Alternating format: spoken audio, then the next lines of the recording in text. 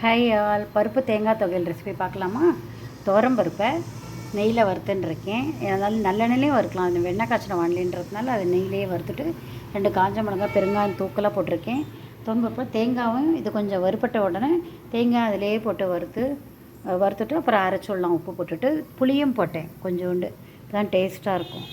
பருப்பு தேங்காய் துவையல் ரெடி ஆகிட்டு. துவையலுக்கு பருப்பு பொன்னிறமாக வறுப்பட்டோடு தேங்காயும் போட்டு வறுத்துட்டு உப்பும் போட்டாச்சு. தேவையானது ஒரு 1/4 ஸ்பூன் அரைச்சிட வேண்டியதான். பொடி பண்ணிவிட்டு அப்புறம் தண்ணி விட்டாச்சு. துவையல் ரெடி ஆகிடும். துவையலுக்கு இப்படி முதல்ல பொடி பண்ணிடலாம், அப்புறம் தண்ணி விட்டுட்டு அரைச்சிடலாம். சூப்பரான பருப்பு தேங்காய் துவையல் ரெடி எடுத்து இது ஒரு கிண்ணத்தில் எடுத்து விடலாம்.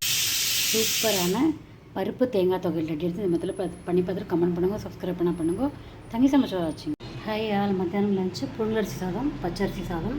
இது வடிச்சுட்டு என் கிண்ணத்தில் வடிச்சுட்டு தண்ணி விட்டு பூரா தண்ணி விட்டு அப்புறம் வடிகட்டிட்டேன்.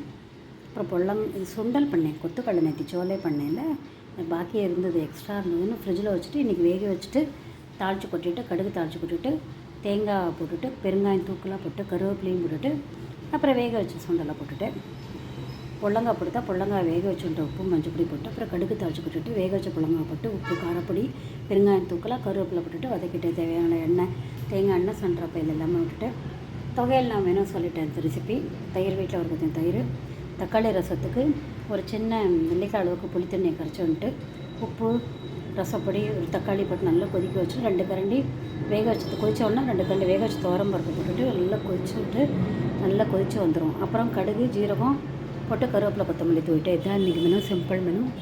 பார்த்துட்டு கமெண்ட் பண்ணுங்கள், சப்ஸ்கிரைப் பண்ணுங்கள். தேங்க்யூ ஸோ மச் ஃபார் வாட்சிங்.